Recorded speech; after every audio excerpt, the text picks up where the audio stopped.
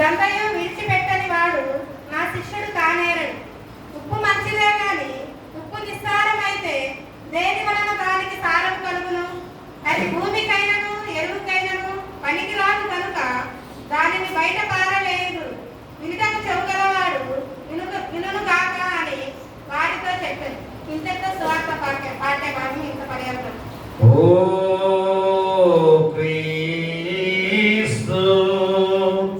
నీకు స్తోత్రము కలుగును గాక. అందరం కలిసి అపోస్తల విశ్వాస ప్రమాణం చెప్పుకుందాం. భూమి ఆకాశములను సృజించిన సర్వశక్తి గల తండ్రి అయిన దేవుడు నేను నమ్ముచున్నా. ఆయన కుమారుడును మన ప్రభునైన నమ్ముచున్నా. ఈయన పరిశుద్ధాత్మ వలన గర్భమున ధరింపబడి కన్య అయిన మరియకు పుట్టి పొంది పిలాతు శిలువ వేయబడి చనిపోయి సమాధి చేయబడిననియు అదృశ్య లోకములోనికి దిగిననియు చనిపోయిన వారిలో నుండి మూడవ దినమున లేచి పరలోకమునకెక్కి సర్వశక్తి గల తండ్రియగు దేవుని కుడి చేతి వైపున కూర్చుని ఉన్నాడనియు సజీవులకును మృతులకును తీర్పు చేయకుండా వచ్చుననియు నమ్ముచున్నాను. పరిశుద్ధాత్మ నమ్ముచున్నాను. పరిశుద్ధ క్రైస్తవ సంగమకు పరిశుద్ధుల సమాసమును పాపక్షమాపణయు శరీర పునరుద్ధానమును నిత్య జీవనమును నమ్ముచున్నాను. ఆమేన్. దయచేసి కూర్చోండి. ఆంధ్ర క్రైస్తవ గీత పుస్తకం నుంచి 349వ కీర్తన సంతోషింపరే ప్రియులారా ఎంతో సుందరమైనవి అనే పాట ఛాయ మీద సంతోషింపరే ప్రియులారా. సంతోషింపైలో పంటలు గాని కరువైన గాని నే మురియుదు మదిలోన ఇరుల పైనను పరుగులిడుటకు హరిన పాదము లొసగే యేసుడు వెరటునా చింతింతునాక గరిని ప్రేమలు కురియుచుండగా సంతోషింపరి ప్రియులారా యేసుని చెంత సంతాసింపరి మనసారా. మన తండ్రి దేవుని నుండి మన ప్రభువైన యేసుక్రీస్తు నుండి కృపయు సమాధానం మీకు కలుగును గాక. ఆమేన్. దయచేసి కూర్చోండి. ప్రియ దేవుని సంగమా వినులారా, మరి యొక్క పరిశుద్ధ విశ్రాంతి దినము క్రితం తర్వాతి 2వ ఆదివారము మరి దేవుని యొక్క మహాకృప చేత ఈ 3 లేఖన భాగాల ద్వారా ఎంతో చక్కటి అంశాన్ని దేవుడి రోజు మనకు సిద్ధపరిచిన దేవాది దేవుడు. పాఠమన్న పాఠ్య భాగంలో యెషయా ప్రవక్త ద్వారా మరి క్రీస్తునందు దేవుడు సమస్త జనుల కొరకు సిద్ధపరిచిన రక్షణ గురించి ప్రవచించిన గొప్ప వర్తమానాన్ని ఈరోజు మనం గుర్తు చేసుకోవాలి. ఎందుకంటే యేసుక్రీస్తు వారే ఆ రక్షణ ప్రణాళికను మన కొరకు అందించిన దేవాది దేవుడు.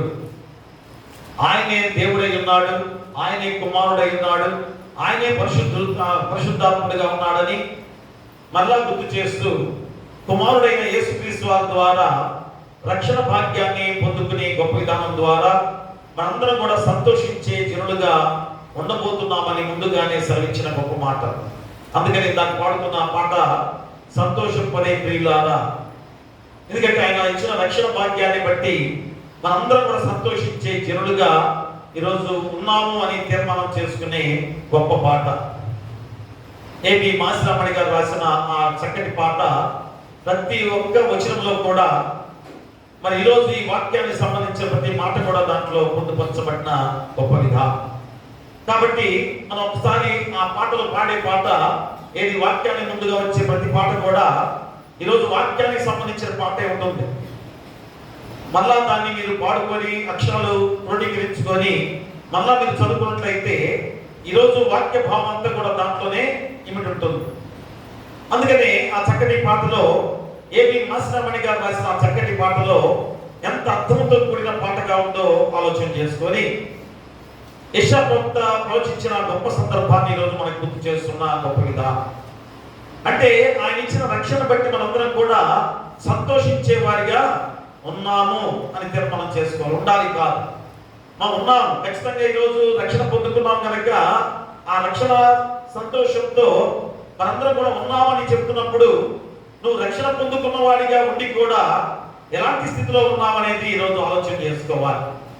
అలాగే పత్రిక పాఠ్య భాగంలో ఇంకా ప్రాముఖ్యమైన మాట మనం గుర్తు చేస్తున్న సందర్భం, ఇంకా చాలా ప్రాముఖ్యమైన మాటగా గుర్తు చేస్తున్నారు. ఎందుకంటే ప్రకటన గ్రంథము అనేసరికి ఏం గుర్తొస్తుంది?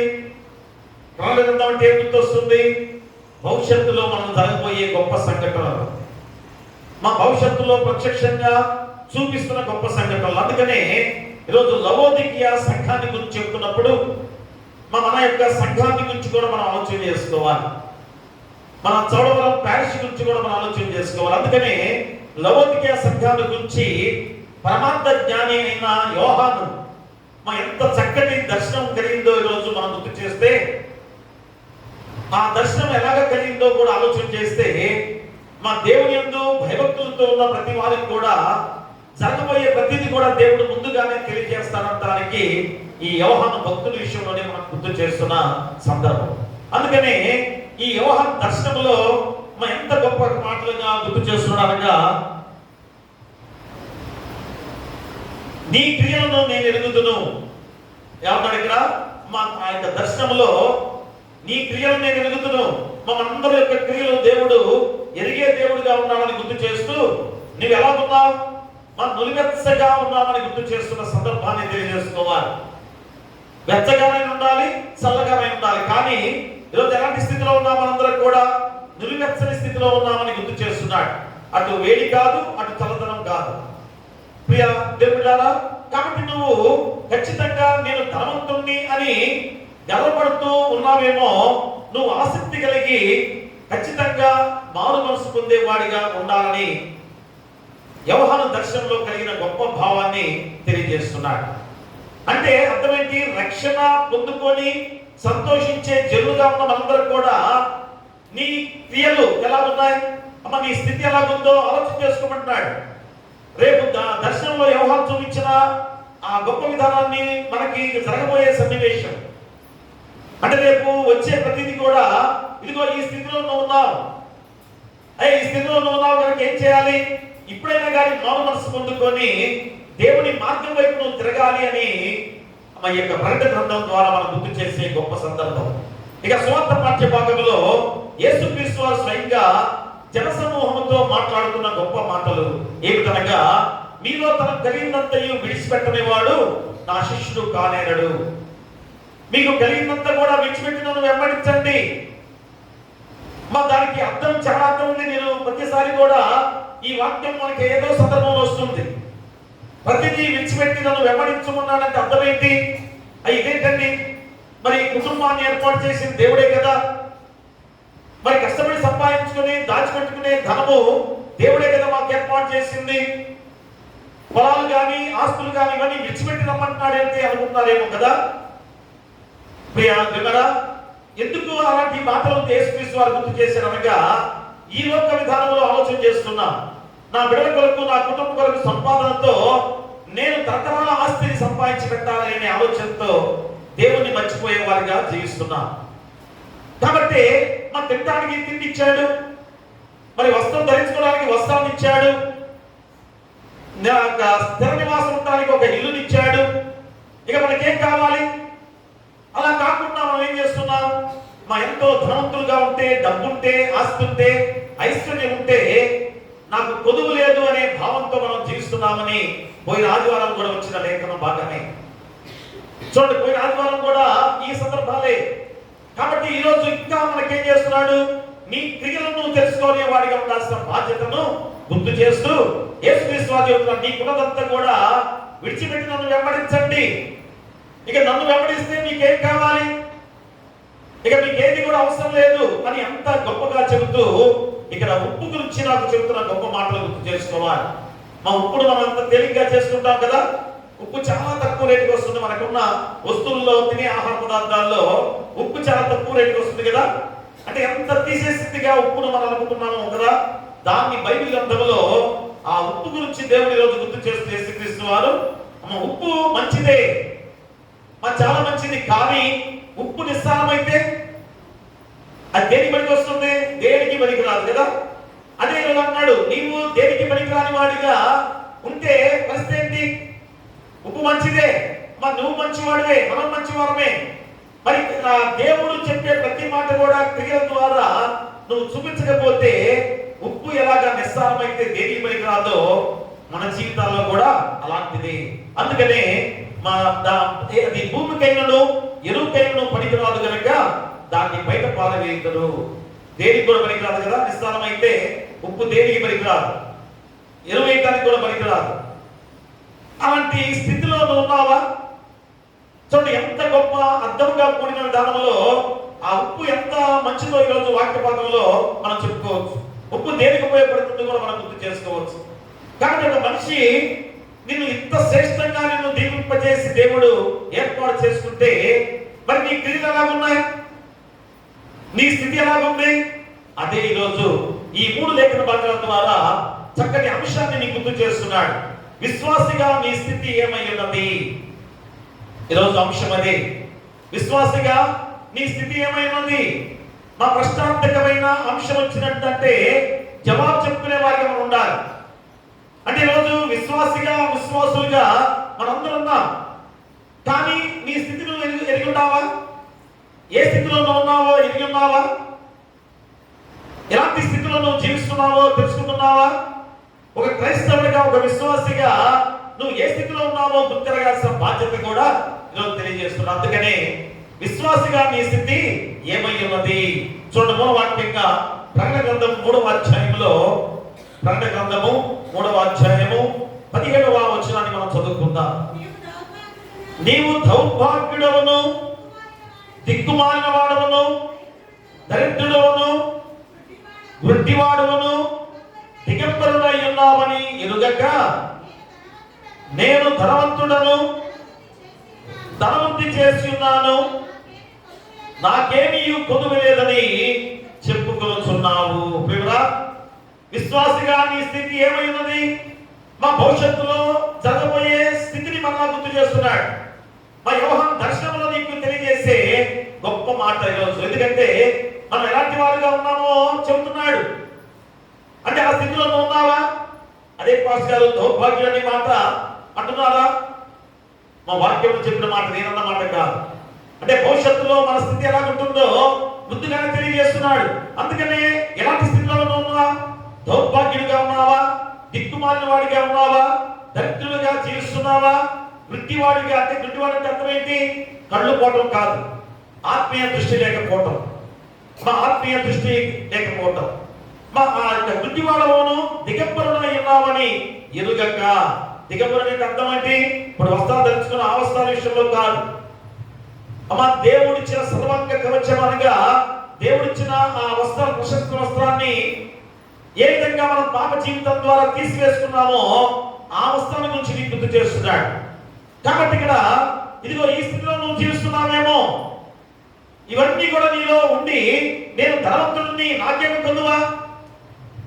చూడండి, దానికి కూడా పాట ఉంది కదా, నాకేమి కొదువా నాదుడుండా, ఇంకా నాకేమి కొదువా నాదుడుండా, శ్రీకరుండకు దేవుడే నా శ్రేష్ఠ పాలకుడు, నా ఏక రక్షకుడు, కనుక నాకేమి కొదువా నాదుడుండా.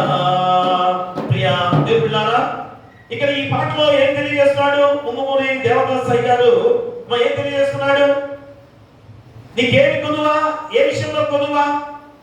కానీ ఇక్కడ ఈరోజు ప్రకటన గ్రంథంలో నాకేమి కొదువా అనే మాట ఏ విధంగా అనుకుంటున్నాం మనం? అయ్యో నేను ధనవంతుడిని, లేదా నేను అధికారిని, లేక నేను గొప్ప బలవంతుణ్ణి అని విర్రవీగుతూ జీవిస్తున్న మనుషులుగా మనము ఉన్నామేమో. మా లాంటి విషయంలో నాకేమి కొద్దువా అనుకోవద్దు దయచేసి. ఈ రాత్రే నీ ప్రాణం అడుగుతున్నారు కదా, పోయిన వారం ఈ రాత్రే నీ ప్రాణం అడుగుతున్నారు, ఏమవుతుంది మా? అందుకని నాకేమి కొద్దువా దేనిలో ఏమంటే శ్రీకరుండకు దేవుడే నా శ్రేష్ఠ పాలకుడు. మా దేవుడే నా శ్రేష్ఠ పాలకుడుగా నాకు తోడుగా ఉన్నప్పుడు నాకేమి కొద్దువా? కాబట్టి నువ్వు అన్ని విడిచి నన్ను వెంబడించు అన్నమాట. దాని కొరకే ప్రతి చరణంలో కూడా ఎంత అర్థంతో కూడిన భావంగా గుర్తు చేసుకునే ఆ పాటని మళ్ళా మీరు ఒకసారి ఇంటి దగ్గర చదువుకుంటే ఎంత అర్థం వస్తుందో ఆలోచన చేసుకోండి ప్రియరా. అందుకని ఈరోజు అమ్మ ఈ విశ్వాసిగా నీ స్థితి ఏమైనది ఒక్కసారి ఆలోచన చేసుకొని ప్రకటన గ్రంథంలో ఈ 17వ వచనంలో చదువుకున్న వారిగా నువ్వు జీవిస్తున్నావా? కాబట్టి ప్రియ దేవుని బిడ్డలారా, ఒక్కసారి ఆలోచన చేసుకొని మరి ప్రస్తుత దినములలో ఎక్కువ మంది తమ వాస్తవ పరిస్థితిని గుర్తిరగక నాకేమీ కొదువ లేదు అని చెప్పేసి జీవిస్తున్న వారిగా మనందరం కూడా ఉన్నాం కదా. మరి ఈరోజు ఎలాంటి పరిస్థితుల్లో ఉన్నామో తెలుసుకోకుండా నాకేమి కొదువు లేదు అని అనుకుంటూ జీవిస్తున్నామేమో. అందుకని ఈరోజు పరిశుద్ధాత్మ దేవుడు మనకు తెలియజేసే గొప్ప వాక్యమే ఈరోజు 3 లేఖన భాగాలు. ఎందుకంటే కొంతమంది ఎలాంటి పరిస్థితుల్లో ఆలోచన చేసుకుంటారు, కొంతమంది ఎలాంటి ఊహల్లో తెలిపోతుంటారు, ఎలాగ ఊహల్లో సంతోషిస్తుండే వారిగా ఉన్నారో ఈ రోజు లోకమంతా కూడా తెలుసు కదా. మరి యవనస్తులు వేరే విధంగా కళ్ళు కంటుంటారు కదా, పెద్దవారు వేరే విధంగా కళ్ళు కంటుంటారు. ఈ రోజు కూడా మరి కళలు అని కళలు కనే ప్రతి వారు కూడా కళలు నిజం కాదనేది మరోసారి గుర్తిరగాలి. నువ్వు కనే కళలు నిజం కాదు కాబట్టి ఊహలో వాస్తవం కాదని మనకు గుర్తిరగాలి. అందుకని చూడండి యెషయా గ్రంథంలో 29వ అధ్యాయం చూడండి ఒకసారి. యెషయా గ్రంథము 29వ అధ్యాయంలో 8వ వచనాన్ని చదవండి. 8వ వచనం, ఆకలి కొన్నవాడు కలలో భోజనము చేసి మేల్కొనగా వారి ప్రాణము తృప్తి పడకపోయినట్లును, దప్పిక కొనిన వాడు కలలో పానము చేసి మేల్కొనగా సొమ్మసిలిన వాని ప్రాణము ఇంకనూ ఆశ కొని ఉన్నట్లును, సియోను కొండ మీద యుద్ధము చేయి జనముల సమూహం అంతటికి సంభవించును. ప్రేమరా, ఆకలి ఉన్నవాడు కలలో భోజనం చేసి మేల్కొనగా వారి ప్రాణం తృప్తి పడకపోయినట్లును, ఆకలితో ఉన్నవాడు కలలో నేను భోజనం చేసినట్లు అనుకున్నాడు. నిద్ర నుంచి లేచిన తర్వాత ఆకలి ఉండదా? ఉండదా ఆకలి? కళ్ళు అనుకున్నాడు ఏది నేను భోజనం చేసేసాను అనుకున్నాడు, తుల్లిపడి లేచాడు. లేసరికి ఆకలి తిరిగిపోయిందా? తిరలేదు కదా. అలాగనే రెండోది కూడా దప్పికొనిన వాడు కలలో పానం చేసి మేల్కొనగా సొమ్మసిల్లిన వాని ప్రాణం ఇంకను ఆశ కొని ఉన్నట్లు, దప్పికొనిన వాడు కూడా కళ్ళలో నేను దాహాన్ని నీరు తాగాను కదా అనుకుని లేసరికి పెదాలన్నీ ఎండిపోయాయి, లోపలంతా నోరంతా కూడా ఎండిపోయి ఆ నిస్సారమైన స్థితిలో ఉన్న స్థితి. ప్రేమరా, ఈరోజు మనము కూడా అదే స్థితిలో ఉన్నామా?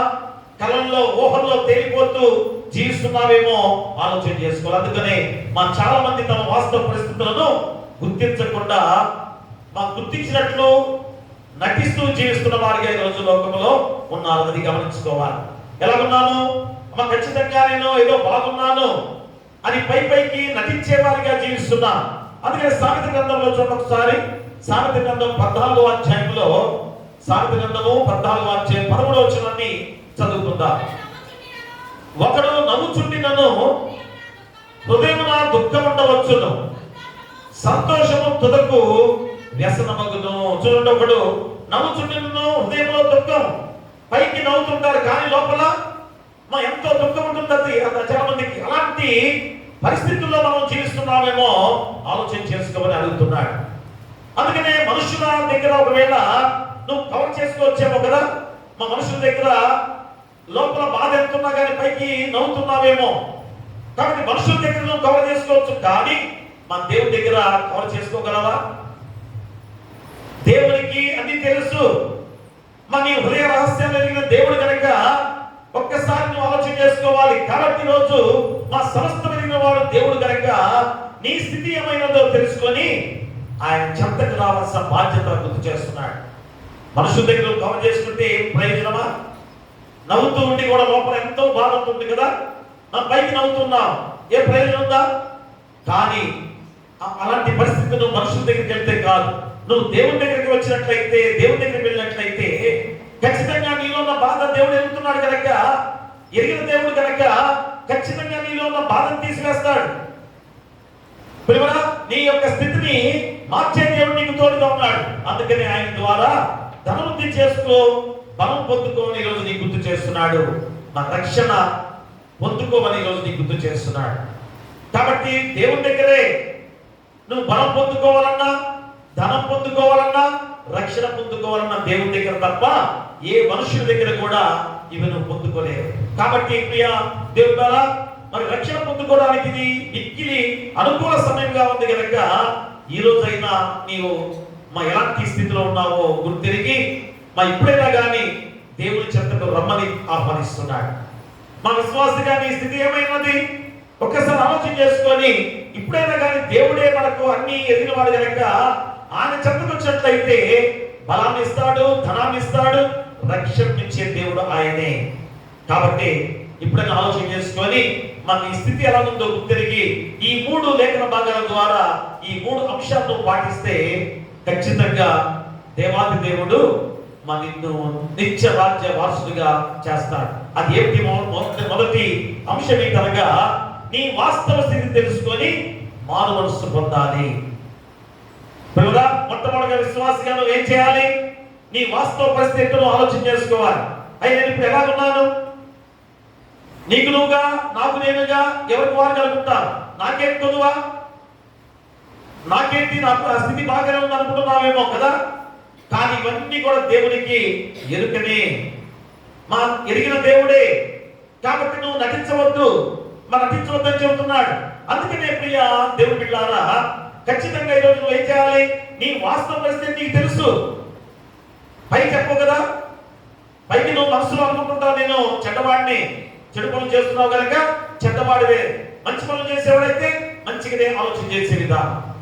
కానీ చెడు అనేది కూడా ఎక్కువగా చెడు చేసే విధానాలలో నేను చెడు చేస్తున్నాను అనుకోకుండా అపవాదం ఏం చేస్తుంది? భ్రమ పెట్టిస్తుంది మనల్ని. అయితే నేను చెడు చేస్తున్నాను ఎవరు అంటారా? నేను చెడు చేశానండి, తప్పు చేశాను అంటారా లోకం?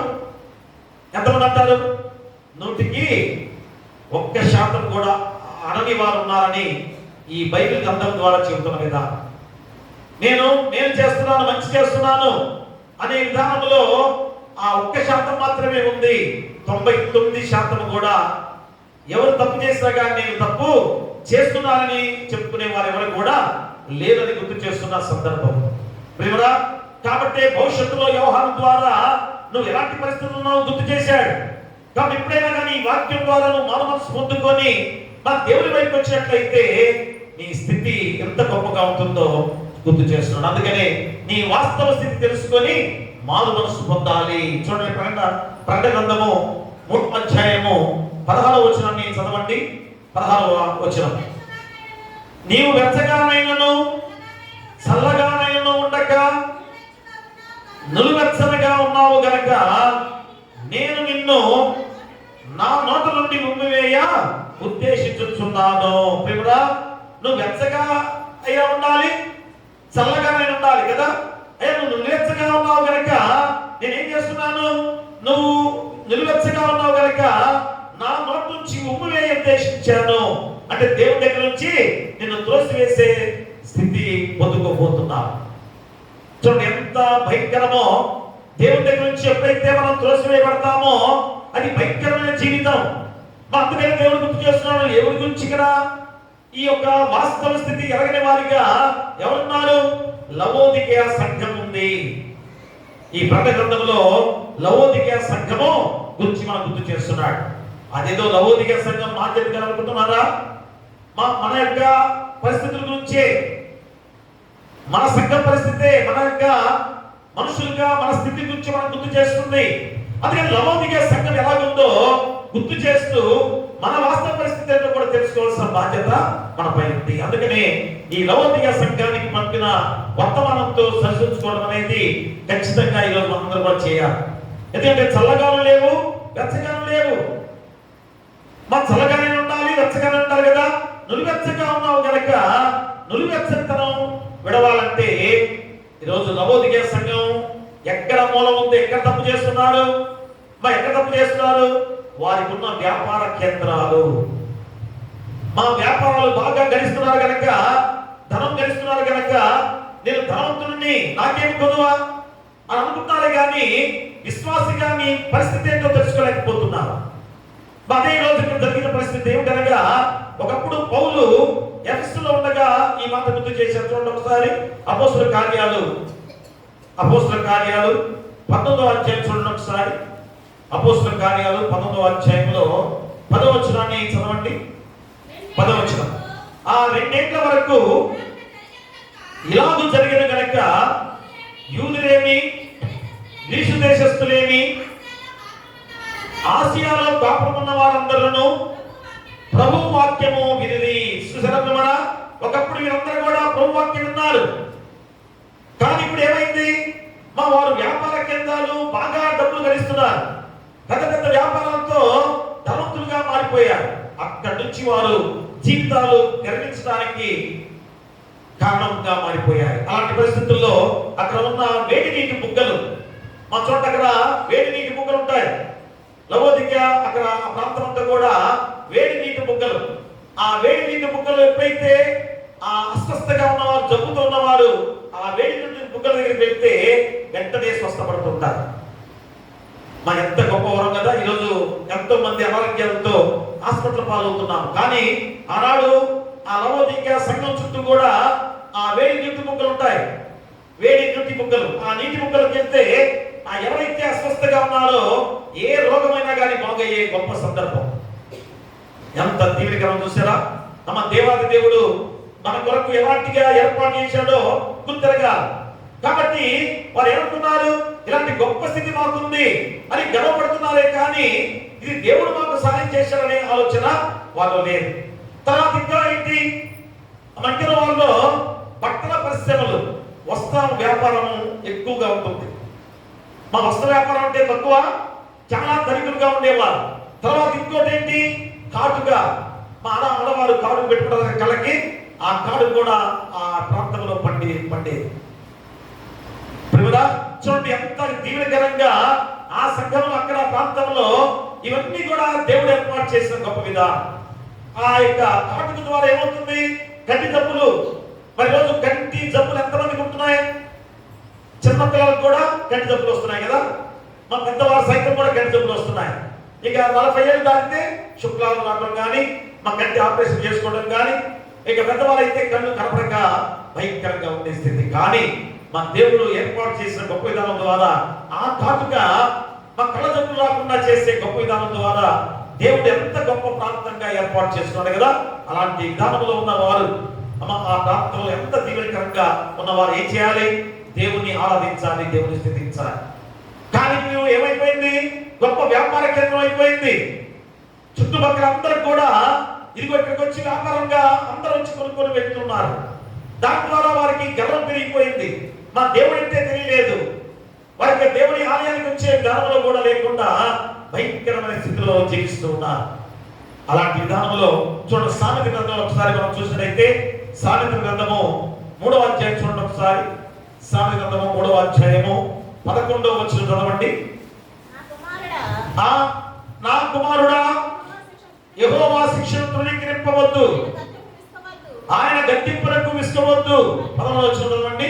11వ వచనం. జ్ఞానం సంపాదించిన వాడు ధన్యుడు, వివేచన కలిగిన నరుడు ధన్యుడు. అంటే ఈరోజు జ్ఞానము, దేవుడిచ్చిన జ్ఞానము చేత ఈ పరిశ్రమలు, ఈ కాటుక ద్వారా వ్యాపారాలు, అయితే వేడి నీటి ముక్కల ద్వారా వ్యాపారాలు, ఇవన్నీ కూడా మన దేవుడిచ్చిన జ్ఞానంతో నడిపించుకున్నారు కదా. ఏంటి దేవుడిచ్చిన జ్ఞానం? ఆ జ్ఞానము ఎవరిచ్చారు? దేవుడి జ్ఞానం సంపాదించిన వాడు ధన్యుడు, వివేచన కలిగిన నరుడు ధన్యుడు. కానీ అది దేవుడిచ్చాడు ఆ జ్ఞానం అనుకోవట్లేదు కదా. మా దేవుడిచ్చాడు అనుకోవట్లేదు. ఏమనుకుంటారు? నాకు నేనుగా జ్ఞానం సంపాదించుకున్నానని విర్రవీగారు, గర్వపడ్డారు. మొన్న అదే కదా, మొన్న కూడా మన పాఠంలో అదే వచ్చింది. ఈరోజు కూడా అదే సందర్భాన్ని గుర్తు చేస్తున్నాడు. కాబట్టి ఈ లవోదికీయ సంఘములో ఎలాంటి స్థితిలో వారు ఉన్నారో చూడండి. ఈ రోజు ఎంత జ్ఞానాన్ని దేవుడిచ్చాడు కనుక ఆ జ్ఞానం దేవుడిచ్చాడని దేవుడికి రుణపడి ఉండాల్సిన బాధ్యత వారిపై ఉంది. కానీ అలాగే లేదు. చూడండి, ప్రకటన 3వ అధ్యాయంలో 17వ వచనంలో ఏం చెప్పారు ఇందాక? మా చదవండి మళ్ళా. 3వ అధ్యాయం 17వ వచనంలో, నీవు దౌర్భాగ్యుడవను, దిక్కుమాలిన వాడవను, దరిద్రుడవను, వృద్ధివాడవను, దిగంబరుడవై ఉన్నావని ఎరుగక నేను ధనవంతుడను, ధనవృద్ధి చేసి ఉన్నాను, నాకేమీ పొందలేదని చెప్పుకొనుచున్నావు. ప్రేమరా, చూడండి, ఎంత జ్ఞానాన్ని ఇచ్చిన దేవుడికి నువ్వు ఎలాంటి పరిస్థితుల్లో ఉండాలి? విశ్వాసిగా నీ స్థితి ఏమై ఉండాలి? దేవుడికి రుణపడి ఉండాలి, దేవుని ఎందే హర్షించేవాడిగా ఉండాలి. అలా ఉండకుండా ఇదిగో ఈ 17వ వచనంలో ఎలా ఉన్నారో అలాంటి పరిస్థితుల్లో ఉన్నావా? ప్రియమరా, ఈ రోజు కూడా అదే స్థితిలో ఉన్నావా? ఏదో ఆ రోజు పరిస్థితి కాదు, ఈ రోజు ఎలాగున్నావు? అదే అడుగుతున్నాడు. ఈ రోజు ఖచ్చితంగా ఈ రోజు నువ్వు గ్రహించాల్సిన వాస్తవ పరిస్థితి ఏంటో నువ్వు గుర్తిరగాలి. అందుకనే నువ్వు చూసుకోవడానికి నీకు దృష్టి అవసరం. అందుకనే నీకు దృష్టి కలిగించే కాటుగా నా యొక్క గుణమని మా బుద్ధి చెప్పుచ్చు ఈరోజు లేఖన భాగం ద్వారా తెలియజేస్తున్నాడు. ఇదిగో లవోదికీయ సంఘమా, ఇదిగో నీ కను దృష్టి ఏ విధంగా వృద్ధివాడిగా మారిపోయే స్థితిలో ఉన్నావు. నువ్వు వృద్ధివాడిగా మారిపోయావు. కాబట్టి ఎప్పుడైనా కానీ నా దగ్గరకు వచ్చి కాడు కొనుక్కొని నీ దృష్టిని కాపాడుకో అని ఆ లేఖన భాగం ద్వారా సరించిన గొప్ప మాటలే యెషయా ప్రవక్త 30వ అధ్యాయంలో చెప్పిన మాట. చూడండి, అక్కడ యెషయా గ్రంథంలో 30వ అధ్యాయంలో చెబుతున్నాడు. చూడండి, 30వ అధ్యాయం 12వ వచనం. అందుచేతను ఇశ్రాయేలు యొక్క పరిశుద్ధ దేవుడు ఇలాగూ సెలవిచ్చుచున్నాడు, మీరు ఈ వాక్యం వద్దని త్రోసివేసి బలాత్కారమును కృత్రిమమును నమ్ముకొని అట్టి వాటిని ఆధారము చేసుకుంటుంది గనుక. ప్రియరా, మా వాక్యాన్ని త్రోసివేస్తున్నారు. బలాత్కారమును కృత్రిమమును నమ్ముకొని అట్టి వాటిపై ఆధారపడే వారిగా మనం జీవిస్తున్నాం. ఇక దేవుని జ్ఞానం నీకు ఎలా ఉంటుంది? దేవుని జ్ఞానం ద్వారా కదా నువ్వు ఈరోజు ఆ యొక్క వేడి నీటి ముక్కల ద్వారా స్వస్థపడుతున్నావు, ఆ వస్త్ర వ్యాపారం ద్వారా లాభాలు గడిస్తున్నావు, కార్డుల ద్వారా చాలా మంది కూడా అక్కడికి వచ్చి కార్డు కొనుక్కొని వెళ్ళి చక్కటి వ్యాపారం ద్వారా లభిస్తున్న లాభంతో నడుస్తున్న గొప్ప మీద అది దేవుని జ్ఞానం అనుకోకుండా నా జ్ఞానం అని చెప్పేసి గర్వపడుతున్న సందర్భం ప్రియ దేవుని కదా. అందుకని మా ప్రకటన గ్రంథంలో 3వ అధ్యాయంలో 18వ వచనాన్ని మనం మళ్ళా చదువుకుందాం.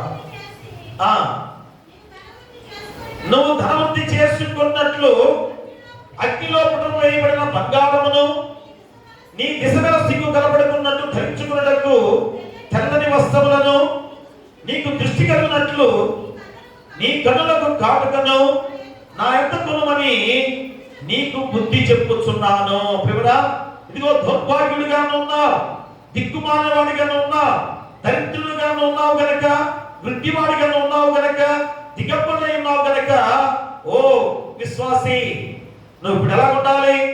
నువ్వు ధనవృద్ధి చేసుకున్నట్లు అగ్నిలో పుటం వేయబడిన బంగారమును నీ దిశగల సిగ్గు కనబడుతున్నట్టు ధరించుకున్నట్టు తెల్లని వస్త్రములను నీకు దృష్టి కలిగినట్లు నీ కన్నులకు కాటుకను నా యొద్ద కొనుమని నీకు బుద్ధి చెప్పుచున్నాను. చూడండి, మళ్ళా దేవుని దర్శనం ద్వారా ఆ దేవుడే మాట్లాడుతూ వ్యవహారం ద్వారా మనం గుర్తు చేస్తున్నాడు. అవన్నీ కూడా నీకు ఇచ్చాను, కానీ గుర్తిరలేకపోయావు. కాబట్టి ఇప్పుడైనా గుర్తు చేసుకో. బంగారము దేని గుర్తు? మా బంగారం దేని గుర్తు? ఎందుకంటే ఇక్కడ బంగారాన్ని గుర్తు చేశాడు. పేతురు రాసిన మొదటి పత్రిక చూడండి ఒకసారి. పేతురు రాసిన మొదటి పత్రిక 1వ అధ్యాయం 7వ వచనాన్ని చదవండి. 7వ వచనం.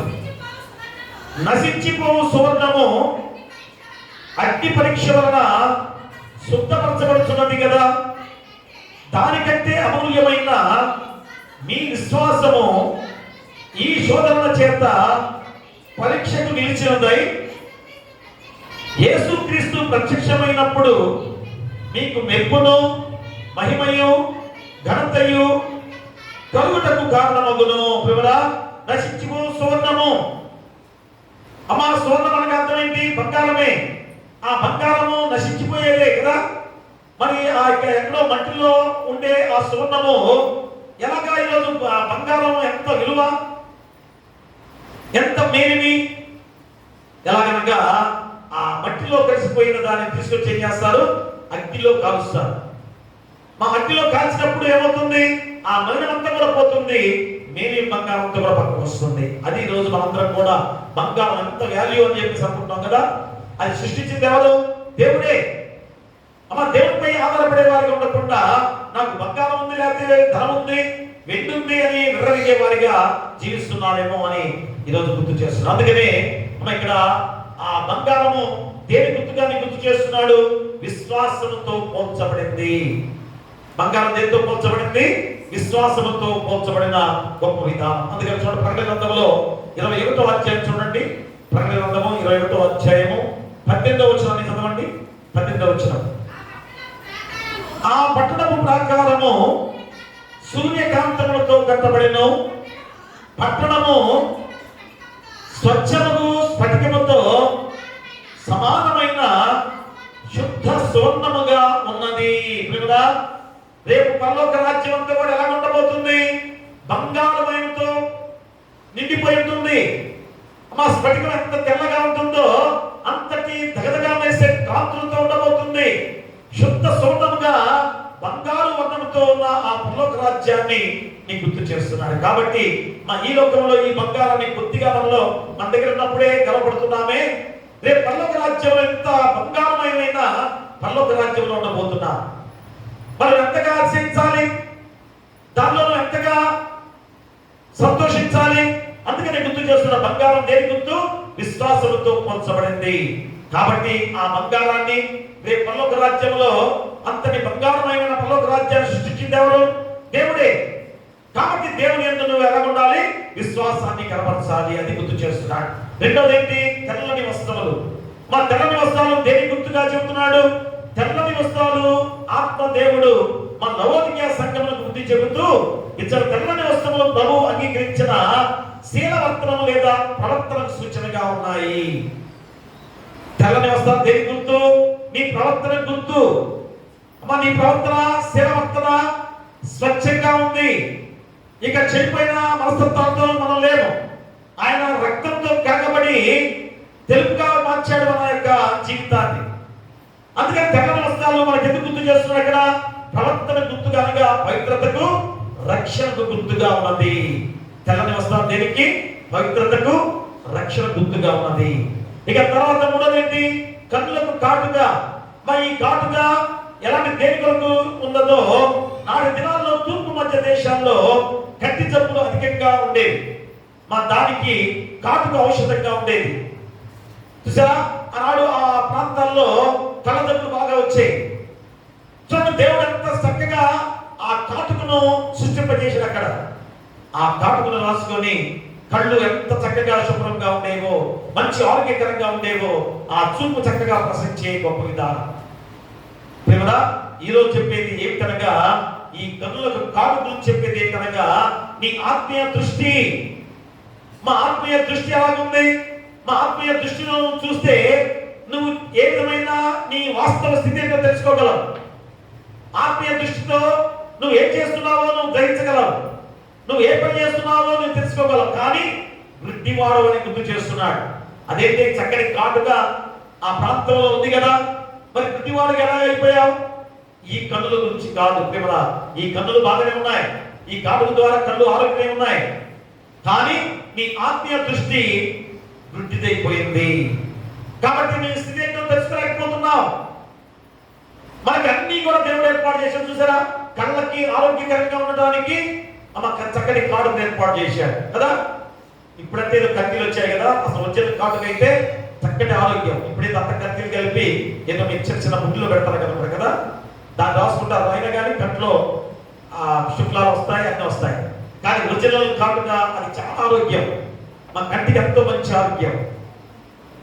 అలా విధంగా దేవుడు ఎంత సృష్టి చూడండి. మా దేవుడు చేసిన ప్రతిదీ కూడా ఎంత గొప్ప ఔషధంగా మనకు ఏర్పాటు చేసుకున్నాడు. ఆ వేడి నూటి ముక్కలు అవి తాగ్గానే మనకున్న అస్వస్థత కూడా తిరిగిపోతుంది. కానీ ఈరోజు ఎంత బాధ కదా, చిన్న చిన్న తలనొప్పి వేస్తే తట్టుకోలేకపోతున్నాం. జలుబు వస్తే తట్టుకోలేకపోతున్నాం, ఎన్ని అనారోగ్యతలు భయంకరమైన దానా. అంటే దేవుడు సృష్టించిన సృష్టి ఎంత గొప్పదో ఆలోచన చేయండి. అది దేవుడు ఇచ్చిన సృష్టి, అది అంతేగాని ఆ సృష్టినే దేవుడిగా కొనవద్దు. దయచేసి సృష్టినే దేవుడిగా కొనవద్దు. ఎందుకంటే చాలా మంది ఈ సృష్టి ప్రాముఖ్యమని ఆ సృష్టిని దేవుడిగా కొలుస్తున్నారు. కానీ సృష్టిని సృష్టించిన వాడు ఎవరు? దేవుడు. ప్రియరా, ఖచ్చితంగా దేవుడిని కొలవాలి. కాబట్టి ఈరోజు ఆత్మదేవుడు లవోదికీయ సంఘ విశ్వాసుల్లో చోటు చేసుకున్న ఆత్మీయ కుడితనాన్ని గురించి గుర్తు చేస్తున్నాడు. కాబట్టి ఈరోజు నీకు కూడా ఆత్మీయ కుడితనం ఉందా? కళ్ళు బాగానే ఉన్నాయి, అన్ని చూస్తున్నావు కదా, చెడు చూస్తున్నావు, మంచి చూస్తున్నావు. చెడు చూస్తున్నావు కదా, ఇది చెడు అని తెలిసి కూడా చెడు దాంట్లో ప్రయాణం చేసేవాడికి ఎందుకుంటున్నావు? మా లోకమంతా కూడా ఏమైపోయి చూస్తుంది, లోకం చెడిపోయింది. అప్పుడు అదే మాట ఉంది, ఇప్పుడు కూడా అదే మాట కదా. పూర్వకాలంలో కూడా అదే మాట, మరి ఇప్పుడు కూడా అదే మాట. మరి ఇప్పుడు దేవుడు చేసిన గొప్ప కార్యాల ద్వారా మనం ఎలాంటి మార్పు చెందాం? మరి ఇంతగా శిలువ త్యాగం చేసి మనందరం కూడా 40 రోజులు 2 ధ్యానాలు పాల్గొని గుడ్ ఫ్రైడే రోజు శిలువ యాగంగా పెంచుకున్న యేసుక్రీస్తు వారిని మనం చూసి 3వ దినాన పునరుత్థానంగా ఇచ్చిన యేసుక్రీస్తు వారి యొక్క మహిమను చూసి కూడా మనం నూతన సృష్టి ద్వారా కొత్త జన్మనెత్తిన వారిగా ఉండి కూడా నీ స్థితి ఏంటో నువ్వు గ్రహించలేకపోతున్నావని, నీ ఆత్మీయ తుదితనం ఏంటో నువ్వు గ్రహించుకోవాలని ఖచ్చితంగా నీకు చెబుతున్నాడు. కాబట్టి నువ్వు మంచి చూస్తున్నావు, చెడు చూస్తున్నావు. ఆ చెడుగా నేను చూడాలి. అంతేగాని ఆ చెడు చూసి కూడా ఆ చెడు బాగుందని ఆస్వాదిస్తున్నావు, ఆశపడుతున్నావు దాని గురించి. ప్రేమ ఇప్పుడైనా గమనించుకొని ఆ చెడు లేకుండా తొలగించి వేసుకుంటే ఆ మంచి నీకు మేలు చేస్తుంది. ఆ మంచి నిన్ను పరలోక రాజ్యానికి తీసుకెళ్తుంది. అది ఆత్మీయ కృతనం కలగకుండా మనకు మేలు చేసి ఆత్మీయ విధానంలో ఆ పరిశుద్ధాత్మ దేవుడు మనలో ఉన్నాడు కనుక ఇదిగో ఇది మంచిది, ఈ మంచి మార్గంలో నువ్వు ప్రయాణం చేస్తే పరలోక రాజ్యంలో మహిమ వారసుడుగా ఉండబోతున్నావు అని గుర్తు చేస్తున్నాడు. ప్రియ దేవుడా, కాబట్టి ఖచ్చితంగా మొట్టమొదటి ఏంటి, నీ వాస్తవ స్థితి తెలుసుకొని మారు మనసు పొందాలి. కాబట్టి ఏం చేయాలి? మన ఈ వాస్తవ పరిస్థితులను ఆలోచన చేసుకో. పరిశుద్ధాత్మ దేవుడు నీలో ఉన్నాడు కనుక నువ్వు కాసేపు ప్రార్థన చేసుకుని నువ్వు ఆలోచన చేసుకుంటే నా స్థితి ఏంటో ప్రతి ఒక్కరికి కూడా తెలుస్తుంది. అయ్యో నా పరిస్థితి ఇది. కాబట్టి ఎప్పుడైనా కానీ ఆ పరిస్థితిని తీసివేసుకొని మారు మనసు పొందుకొని దేవుని దగ్గర నిత్య వారసులుగా ఉండే స్థితి పొందుకునే వాడిగా ఉంటానని తీర్మానం చేసుకోవాలి. ఇక రెండోది, నీ శక్తి సామర్థ్యాలు తెలుసుకొని దేవునితో సమాధానం పడాలి. నీ శక్తి ఏంటో నువ్వు తెలుసుకున్నావు కదా. అదే ఒకరికి 5 తలాంతులు, ఒకరికి 2 తలాంతులు, ఒకరికి 1 తలాంతులు ఎందుకు ఇచ్చాడు దేవుడు? ఎందుకు తలాంతులు చెప్పాడు? నీ శక్తి ఏంటో దేవుడికి తెలుసు కదా. మరి నీకు తెలియదా?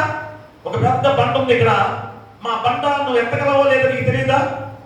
ఖచ్చితంగా చెప్పగలవు. అయ్యో ఈ బండ నేను ఎత్తలేను.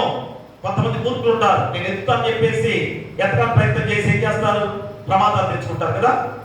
అదే ఈరోజు మన యొక్క లోక పరిస్థితుల్లో అలాంటి పరిస్థితుల్లో మనం జీవిస్తున్నాం. ప్రియరా, కాబట్టి నీ శక్తి సామర్థ్యం తెలుసుకొని దేవునితో సమాధాన పడాలి. ఖచ్చితంగా మన దేవునితో సమాధాన. లూకాసు వార్త 14వ అధ్యాయము 31వ వచనాన్ని చదవండి. 31వ వచనాన్ని లూకాసు వార్త 14వ అధ్యాయము. మరియు ఏ రాజైనను మన యొక్క రాజుతో యుద్ధము చేయకపోనప్పుడు తన మీదికి 20,000 మందితో వచ్చువానని 10,000 మందితో ఎదిరింప శక్తి తనకు కలదో లేదో అని కూర్చుండి మొదట ఆలోచింపడా. చూడండి, ఇక్కడ ఎంత చక్కని ఉదాహరణ యేసుక్రీస్తు వారు చెబుతున్నాడు. 20,000 మంది సైన్యం వస్తుంది కదా. నీ దగ్గర 10,000 మంది ఉన్నారు, నీ దగ్గర 10,000 మంది సైన్యం ఉన్నారు. మరి నువ్వు కూర్చొని ఆలోచన చేస్తావు, అయ్యో వారికి 20,000 మంది సైన్యం ఉన్నారే, నా దగ్గర 10,000 మంది ఉన్నారు కనుక అయ్యా ఖచ్చితంగా యుద్ధంలో నేను ఓడిపోతానని ఆలోచన చేయవా? చేస్తాం కదా ప్రేమరా, చేస్తాం. అందుకని ఏం చెబుతుంది ఇక్కడ? బలము శక్తి లేకపోయినా ఉన్నదనే ఊహల్లో ఉండకూడదు. ఖచ్చితంగా నీకు ఆ బలము లేదని తెలుసుకుని కూడా అయ్యో నాకు బలం ఉంది అని చెప్పేసి ఆ 10,000 మంది 20,000 మందితో యుద్ధం చేస్తే ఏమవుతుంది? ఓడిపోతారు. చివరికి ఏమవుతారు? మరణిస్తారు కూడా. యుద్ధంలో ఏం చేస్తారమ్మా? చంపేస్తారు. మొత్తం మరణం పాలి కదా. ఈరోజు నీ శక్తి సామర్థ్యం ఏంటో మన దేవునికి తెలుసు. కాబట్టి నువ్వు ఖచ్చితంగా ఏం చేయాలి? అది తెలుసుకోలేక నువ్వు ఎలాంటి స్థితిలో ఉన్నావో ఒకసారి నువ్వు గుర్తు చేసుకొని మనం జీవించాలి. అందుకనే మా సంస్థను కథ అందరికీ తెలుసు కదా. మా సంస్థను ఎలాంటి బలాఢ్యుడు, గొప్ప బలార్జుడు కదా, ఎంతమందిని ఆ దవడతో చంపివేసిన వాడు, చాలా బలార్జుడు కదా. ఎక్కడుంది అతనికి బలం? సంవత్సరం బలం ఎక్కడుంది? జుట్టులో ఉంది కదా. మా జుట్టులో ఉంది. ఏం జరిగింది? లోకాశలో పడిపోయాడు. అమ్మా, లోకాశలో ఒక స్త్రీ ద్వారా వ్యామోహంలో అయిపోయాడు. లోనైపోయి ఏమేం జరిగింది? చిన్నగా ఆ జుట్టును మొత్తం కత్తిరించాడు. ఇంకేముంది బలం? మా దేవుడు బలం, ఆ శక్తి ఇచ్చాడు దేవుడు. దాన్ని కాపాడుకోలేక ఏం చేశాడు? మా స్త్రీ లోనుడైపోయాడు. ఆ చివరికి ఆ జుట్టు కూడా కత్తిరించిన తర్వాత ఏమంటున్నాడు? నాకు అంతకన్నా బలం ఉంది అని చెప్పేసి ఆలోచన చేశాడు. చివరికి ఏమైపోయింది? భయంకరంగా కళ్ళు పీకి పడేసి కళ్ళ పట్టి రక్తం కారుతూ ఎంత భయంకరమైన చివరికి చావుకు లోనైన స్థితి కూడా సంవత్సరం పొందుతున్నాడు. విమరా, చూడండి, ఈరోజు మనం కూడా అదే స్థితిలో ఉన్నామా? అమ్మా, ఎక్కడ కోల్పోయావు? ఇదిగో దేవుడు నీకు ఇచ్చిన బలాన్ని ఏ విధంగా తీసివేసుకున్నావో, ఏ విధంగా నీ దగ్గర నుంచి కాపాడుకోకుండా తొలగించి వేసుకున్నావో అది గ్రహించుకోవాలి. అదే ఈరోజు చెబుతున్న సందర్భం. ప్రేమరా, నిన్ను బలపరచు దేవుడు న్యాయాధిపతుల్లో 16వ అధ్యాయం చదువు, ఇంటి దగ్గర చదువుకోండి. మా న్యాయాధిపతులు 16వ అధ్యాయం 19 నుంచి 20 వచనాల్లో సంవత్సరం జరిగిన ఆ విధానం దాంట్లో ఉంటుంది. ఒకసారి ఆలోచన చేయండి. కాబట్టి నిన్ను బలపరచు దేవుని దగ్గరికి వచ్చి నీ వాస్తవ పరిస్థితిని ఒప్పుకో, ఆయన నీకు తప్పక బలమిస్తాడని గుర్తు చేస్తున్నాడు దేవుడా. అందుకని చూడండి, అక్కడ ఆ యొక్క 25వ వచనం ఒకసారి. బహుజన సమూహం ఆయనతో కూడా వెళుతున్నప్పుడు ఆయన వారి తట్టు తిరిగి, ఎవడైనా నా వద్దకు వచ్చి నా తండ్రిని, తల్లిని, భార్యను, పిల్లలను, అన్నదమ్ములను, అక్కచెల్లెండ్లను, తన ప్రాణమును సహా ద్వేషింపకుంటే వాడు నా శిష్యుడు కానేరడు. మరియు ఎవడైనను తన శ్రమను మోసుకుని నన్ను వెంబడింపనియడలా వాడు నా శిష్యుడు కానేరడు. మీలో ఎవడైనను ఒక గోపురము కట్టింపకోరని ఎడలా దాన్ని కొనసాగించుటకు కావలసిన తన ఎంత ఉన్నదో లేదో అని కూర్చుండి తగులుబడి మొదట లెక్క చూచుకునే ఎడలా అతను దాన్ని పునాది వేసి ఒకవేళ దాన్ని కొనసాగింపలేకపోయినందున చూచువారందరూ ఈ మనుషులు కట్ట మొదలు పెట్టడం కానీ కొనసాగింపలేకపోయినని అతను చూచి ఎగతాళి చేయసాగుతాడు. ఇది ఒక పెద్ద గోపురం నేను కట్టగలనని చెప్పేసి అనుకున్నాడు.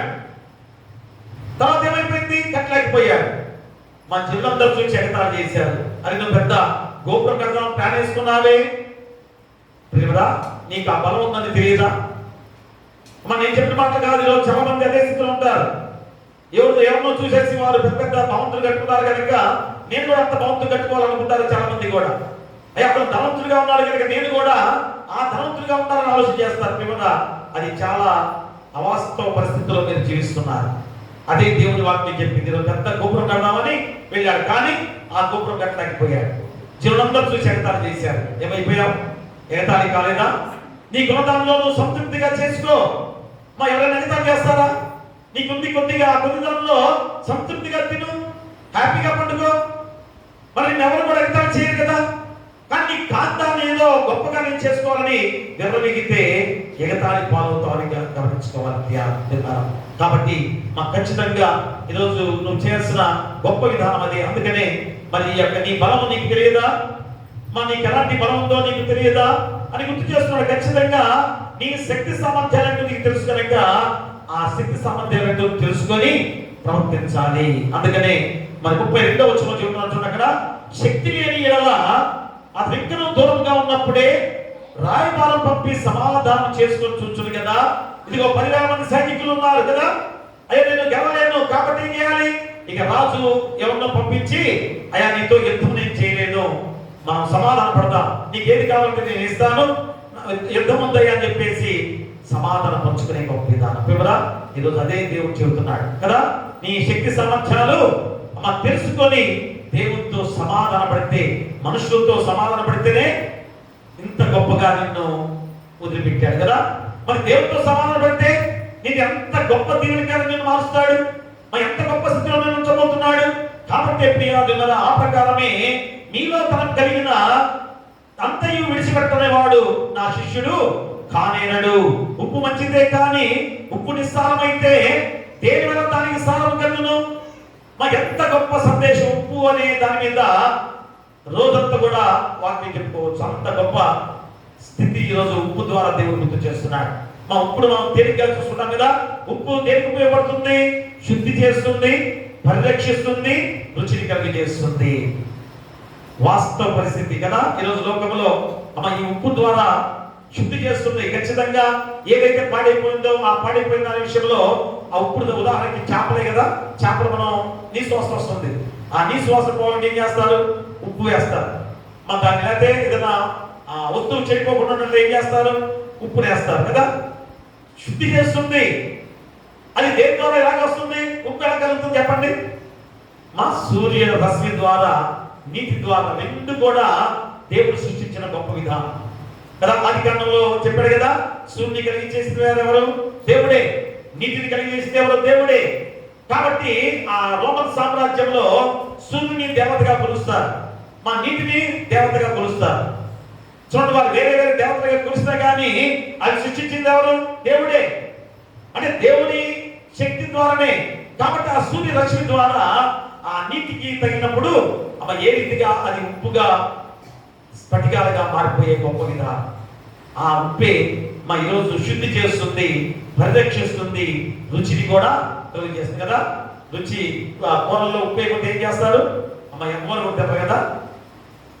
ఎక్కువ వేస్తే అది కూడా మంచిది కాదు, తక్కువ వేస్తే ఒప్పుకోరు కదా.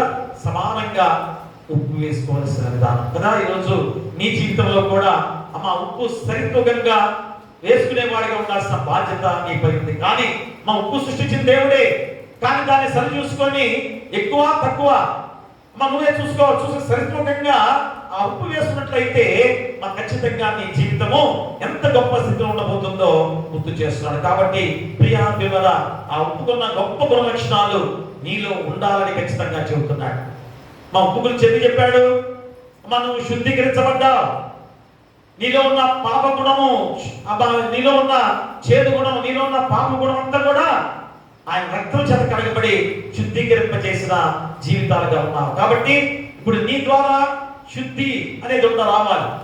రెండవది, నీ ద్వారా పరిరక్షణ, నీ ద్వారా ప్రతి విషయంలో కూడా రక్షణ భాగ్యంలో ఉండేవాడికి ఉండాలి. మూడవది ఏంటి? మూడవది రుచి నీ ద్వారా నువ్వు మాట్లాడే ప్రతి మాట కూడా రుచిగా ఉండాలి. ఉన్నాయా? నువ్వు మాట్లాడే మాటకి ఎదుటివాడు కోపం వచ్చే విధంగా మాట్లాడతారు చాలా మంది కదా. అది రుచి లేని విధానం. కాబట్టి ప్రతి క్రైస్తవుడు కూడా ఈ ఉప్పులో ఉన్న 3 గుణాలు కూడా పొంది ఉండాలని ఖచ్చితంగా ఈ వాక్యం ద్వారా గుర్తు చేస్తున్నాడు.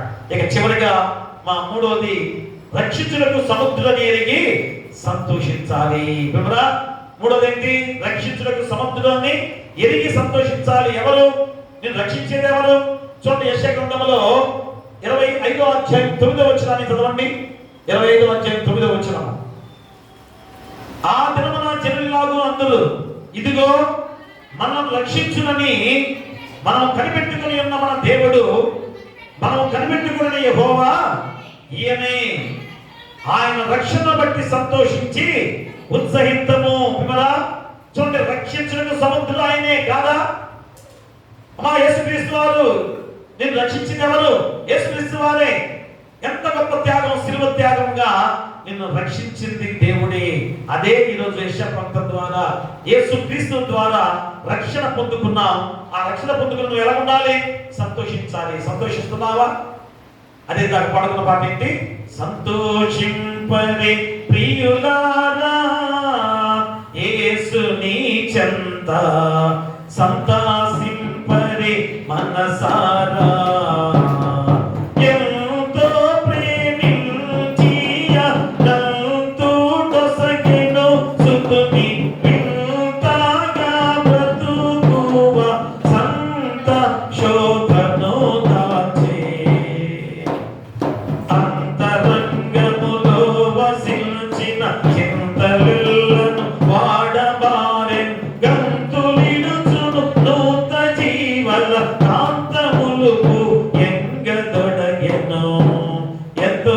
సంతోషింపరే ప్రియులారా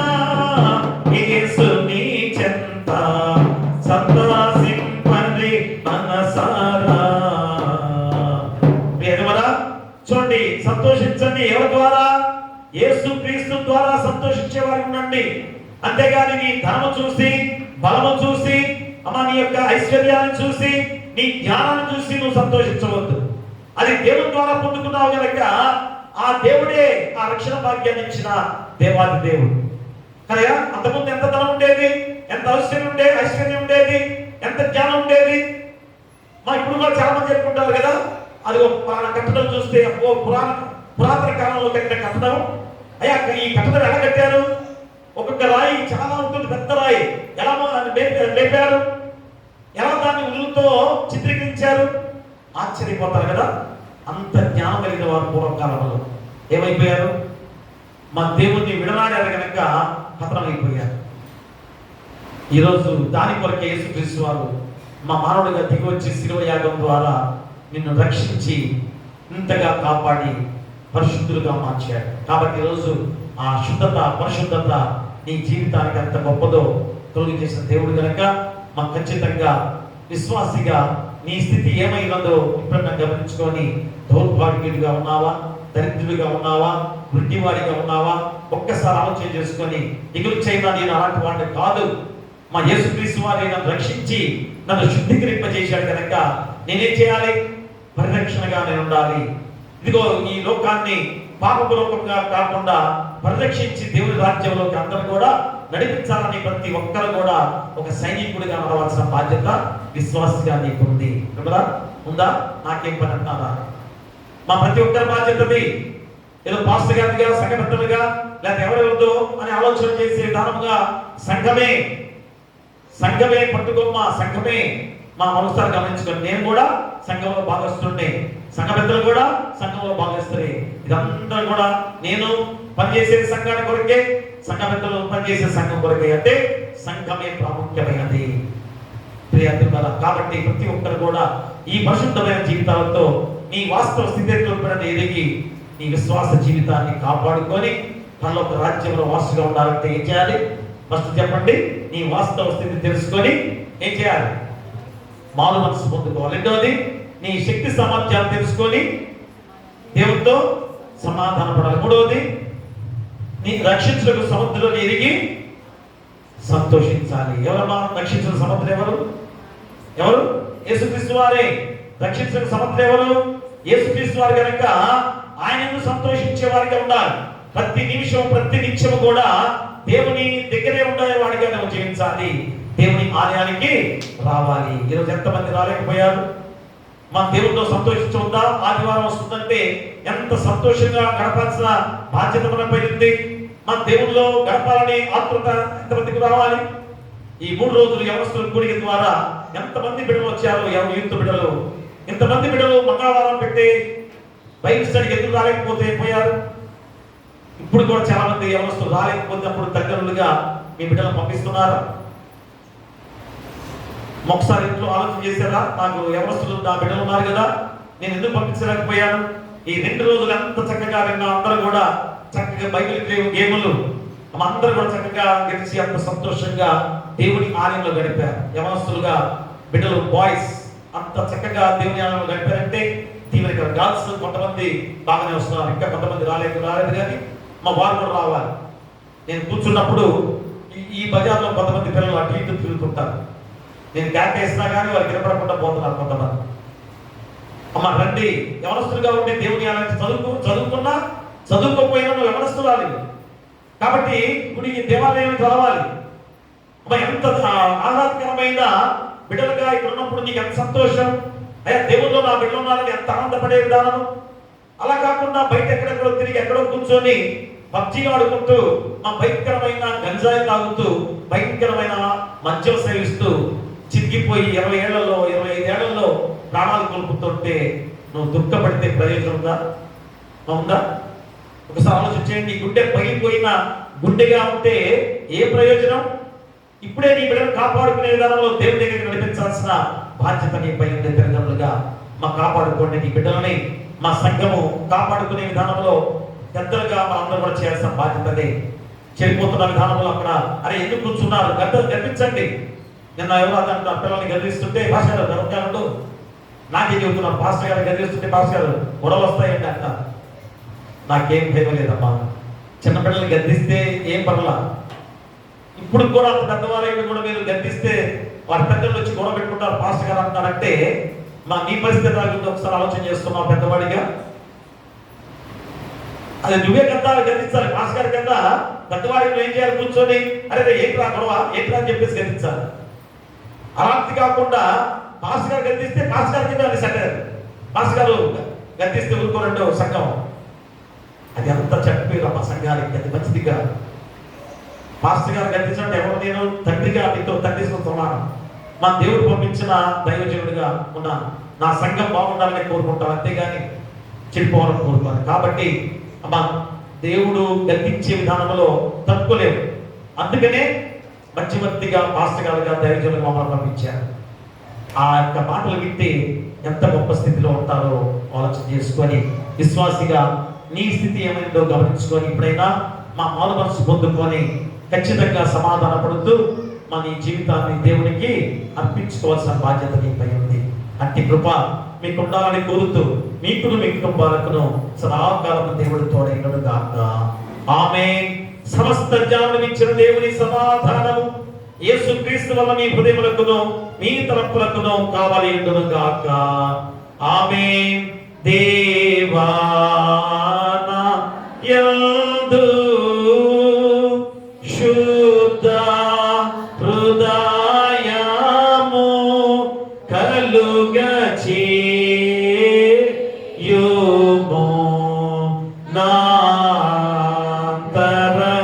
నాంతరంగములో స్థిరమైన మనసును తనముగా గుర్తించుము.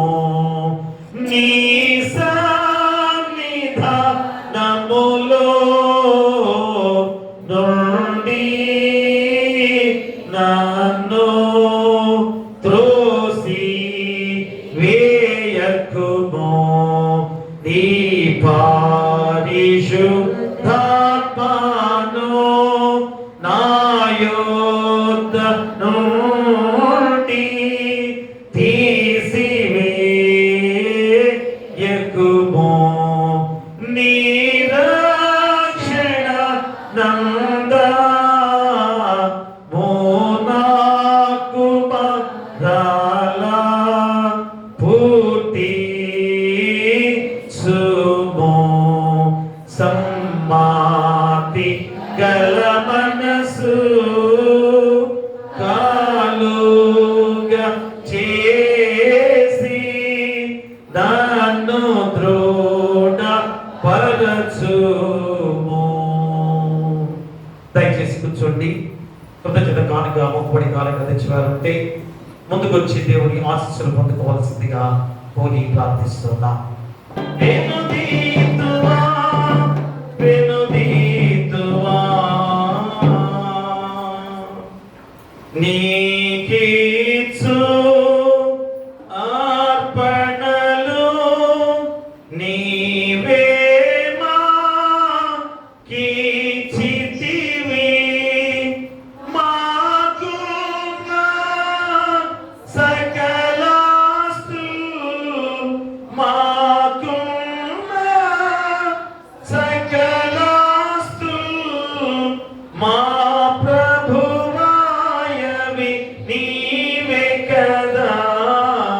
నీకిచ్చు అర్పణలు నీవిప్పుడు గైకొనుమా.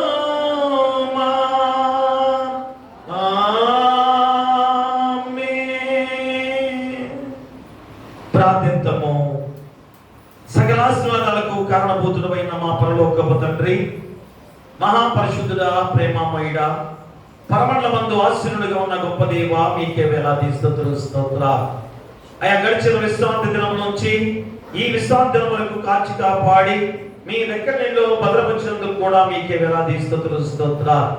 మరి గొప్ప సమయముగా త్రిత్వం తర్వాత 2వ ఆదివారంలో తండ్రి నీ విశ్వాసిగా నీ స్థితి ఏమైనదని అయ్యా ఈ రోజు మా యొక్క హృదయ పరిస్థితిని మేము గమనించుకోవాల్సిన బాధ్యతలో అయ్యా ఖచ్చితంగా తండ్రి ఆయన తెలుసుకొని మారు మనసు పొందుకోవాలని దేవునితో సమాధానపడాలని ఐక్యం తండ్రి నాయన రక్షణ భాగ్యాన్ని అయా మీరే ఇచ్చేవారిగా ఉన్నారు కనుక మీ అందు మేము సంతోషించాలని అయా 3 అంశాల ద్వారా మా గుర్తు చేస్తున్నారు. కాబట్టి ఈ రోజైనా ఇప్పుడైనా కానీ ఈ వాక్యం ద్వారా విశ్వాసిగా నీ స్థితి ఏమైందో అయా ఖచ్చితంగా తెలుసుకున్న బిడ్డలుగా ఉండగా అయా పరిస్థితి తెలుసుకొని అయా మానవ మనసు పొందుకొని సమాధానముతో అయా రక్షణ భాగ్యాన్ని పొందుకునే విధానంలో సంతోషంగా జీవించమని మీరు గుర్తు చేసి ఉన్నారు. అట్టి గొప్ప వాక్యాన్ని తెలుసుకున్న బిడ్డలందరం కూడా ఆయా వాక్యానుసారంగా జీవించే బాధ్యతలకు దయచేయండి. అదేవిధంగా వచ్చిన వాళ్ళు, రాని వాళ్ళు, వృద్ధాప్యం ఉన్నవారు, నడివయసు ఉన్నవారు, ఎవరు ప్రార్థిస్తున్నవారు, చిన్నబిడ్డలు, కుష్ఠరోగులు, అనాథలు, అభాగ్యులు, ఆయా గర్భిణీ శిశువుల కోసం దయచేయండి. బాలింతరాలను తల్లి బిడ్డలను క్షేమంగా ఉంచండి. పిల్లలు లేని వారి బిడ్డలను దయచేయండి. వివాహాలు కాని వారికి వివాహాలు చేయండి. గృహాలు లేని వారికి గృహాలు ఇవ్వండి. ఇకను విధవాంతర పెట్టిన వ్యాఖ్యం చేస్తూ ఆయా మీ కృప ఆశీస్సులతో ఆర్థికంగా కూడా వారికి సహాయం చేయమని వేడుకొని ప్రార్థన చేస్తూ ఇకను నాయన మరి ఇంకో తండ్రి నాయన మరి ఉద్యోగాలు లేని వారి విషయంలో కూడా ఆయా ఉద్యోగాలు రప్పించే బాధ్యత దయచేయమని వేడుకొని ప్రార్థన చేస్తున్నాం. అలాగే తండ్రి నాయన కష్టమైన పనులు చేసుకునేవారు ఆయా తండ్రి కష్టానికి తగ్గ ప్రజలను రప్పించండి. అలాగే తండ్రి నాయన మరి ఈ సమయంలో ఎవరైతే తండ్రి నాయన ఆరోగ్యంతో బాధపడుతూ సంఘంలో గాని, గ్రామంలో గాని, హాస్పిటల్లో గాని ఉన్నారో యేసు నామములో గద్దించి మీ హస్తాలతో తాకి ముట్టి స్వస్థపరచమని వేడుకొని ప్రార్థన చేస్తున్నాం. ఆయా వాహనాలు వెళ్ళే ప్రతి వారిని కూడా క్షేమకరంగా గృహం నడిపించండి. వ్యవసాయదారులు మళ్ళా తొలకరి వర్షం ద్వారా ఆయా నాయన వ్యవసాయ పనులు చేసుకోబోతున్నారు. ఆయా కాబట్టి ఖచ్చితంగా ఆయా చక్కటి వర్షపాతంగా పడి అతివృష్టి అనావృష్టి కలగకుండా ఆయా చక్కటి వ్యవసాయ పనుల ద్వారా ఆయా లాభదాయకంగా రైతులు నచ్చే బాధ్యత దయచేయమని ప్రార్థన చేస్తున్నాం. అలాగే నాయన మరి వ్యాపారస్తులు అందరూ ప్రార్థన చేస్తున్నాం. చిన్న వ్యాపారస్తులైనా పెద్ద వ్యాపారస్తులైనా ఆయా లాభదాయకంగా నడిచి కుటుంబాన్ని పోషించుకునే బాధ్యత వారికి దయచేయండి. అలాగే నాయన వాహనాలు వెళ్ళే ప్రతి వారిని కూడా క్షేమకరంగా గృహాలు నడిపించండి. మరి గొప్ప సమయంలో పాడి పశువులను ఆయా పశువుల కాపరులను, గొర్రెల కాపరులని ఆయా దీవించి బలపరచమని వేడుకొని ప్రార్థన చేస్తున్నాం. మరి నాయన చదువుకునే బిడ్డలు కూడా ఈ నెల నాయన స్కూళ్ళకి వెళుతున్నారు. ఆయా 12వ తారీఖు నుంచి ప్రారంభించబడినా కానీ ఆయా సోమవారం నుంచి ఎక్కువగా బిడ్డలు వెళ్ళబోతున్న విధానం ఆయా ఇప్పుడు చేరిన బిడ్డలందరినీ కూడా దీవించండి. రేపు వెళ్ళబోయే బిడ్డలను కూడా దీవించి తండ్రి చదువు ఎంత ప్రాముఖ్యమైందో ఆయా చదివే వారికి నాయన దిక్సూచిగా ఉండగా చదువు ద్వారా గొప్ప స్థితి పొందుకునే విధానంలో ఆయా మీరు సిద్ధపరిచి ఉండగా ఆయా బిడ్డలందరూ కూడా చక్కగా చదువుకొని ఆయా తల్లిదండ్రులు ఎంత కష్టపడ్డాయినా కానీ ఆయా బిడ్డలను చదివిస్తున్న గొప్ప విధానంలో ఆయా బిడ్డలు చదువుకోవాలి తండ్రి నాయన. ఆ చదువు ద్వారా గొప్ప ఉద్యోగాలు సాధించే బిడ్డగా ఉంచడానికి మీకు కృప దయచేయండి. ఎలాంటి శోధన రానికుండా ఆయా స్కూళ్ళకి, కాలేజీలకి ఆయా చిన్న బిడ్డలు వాహనాలు వెళ్తున్నారు. రాకపోకలు మీకు తోడుగా ఉండి క్షేమకరంగా నడిపించమని వేడుకొని ప్రార్థన చేస్తున్నాం. ఆయా ఉద్యోగస్తులను నాయన రాకపోకలు మీకు తోడుగా ఉండండి. ప్రమోషన్ తో నడిపించండి. ఆయా దగ్గర ఇతర దేశాల్లో, ఇతర రాష్ట్రాల్లో కూడా ఉద్యోగాలు చేస్తూ చదువుకునే బిడ్డలుగా ఉండగా ఆయా వారిని దీవించి వారు చేసే ఉద్యోగాల్లో గాని, చదువుల్లో గాని మీరే తోడుగా ఉండి నడిపించమని వేడుకొని ప్రార్థన చేస్తున్నాం. అలాగే నాయన ఈ గొప్ప సమయంలో ఆయా నాయన సేవకులుగా డాక్టర్లు, నర్సులు, ఆశా వర్కర్లు, వాలంటీర్లు, పోలీసు వారు, ఎంఆర్ఓ, విఆర్ఓ, విఆర్ఏలు, పంచాయతీ సెక్రటరీలు, పారిశుద్ధ పనులు చేసేవారు, ఎండిఓ, రాష్ట్రపతులు, ప్రధానమంత్రులు, ముఖ్యమంత్రులు, మంత్రులు, ఎమ్మెల్యేలు, గ్రామ సర్పంచులు, ఎంపీటీసీ, జెడ్పీటీసీ వారు, అంగన్వాడీ సచివాలయ ఉద్యోగస్తులు, వేరే వేరే ఉద్యోగాలు చేసే ప్రతి వారిని కూడా ఆయా వారు ప్రజల క్షేమాన్ని కోరుతూ చేసే ఉద్యోగాలుగా ఉండగా ఆయా ఆ రీతిగా వారు చేస్తే తిరిగి మీ ద్వారా ప్రతిఫలం పొందుకునే బాధ్యత మీరు అనుగ్రహింప చేయబోతున్నారు. అట్టి కృప వారిపై కొమ్మరించమని వేడుకొని ప్రార్థన చేస్తున్నాం. అలాగే నాయన మా నూతన దేవాలయ నిర్మాణ విషయంలో కూడా మీకు దయచేయండి. అంతకన్నా గొప్ప దేవాలయ నిర్మాణాన్ని కొనసాగించే బిడ్డగా ముందుకు నడిపించమని వేడుకొని ప్రార్థన చేస్తున్నాం. అలాగే నాయన మరి గొప్ప సమయంలో ఏసీఐ సంఘం విషయంలో ప్రార్థన చేస్తున్నాం. ఆయా జడ్జీల ద్వారా ఆయా సాగుతున్న ప్రయాణంలో ఆయా చక్కగా సమాధానంగా ఆయా నడిపించడానికి మీకు దయచేయండి. ఎలక్షన్ ద్వారా మళ్ళా పూర్వ వైభవంతో ఏసీ నడిపింపబడే విధంగా మీ పరిశుద్ధాత్మ శక్తిని వారిపై కుమ్మరించమని వేడుకొని ప్రార్థన చేస్తున్నాం. అలాగే నాయన సండే స్కూల్ ను దీవించండి. సండే స్కూల్ పిల్లల్ని టీచర్స్ కూడా అయ్యా దీవించి బలపరచమని వెళ్ళి ప్రార్థన చేస్తున్నాం. అలాగే తండ్రి యవనస్తుల కూడిక ప్రతి మంగళవారం 7 గంటలకు ప్రారంభించబడుతుండగా ఈ 3 రోజులు కూడా యవనస్తుల కూడికలు ఎంతో ఘనంగా 2 రోజులు జరిగాయి. ఈ రోజు చివరి రోజుగా జరగబోతుండగా మీరే తోడుగా నడిపించమని వెళ్ళి ప్రార్థన చేస్తున్నాం. అలాగే తండ్రి నాయన అయ్యా స్త్రీ సమాజాన్ని అభివృద్ధి చేయండి. అయ్యా స్త్రీలు చాలా మంది రాలేకపోతున్నారు.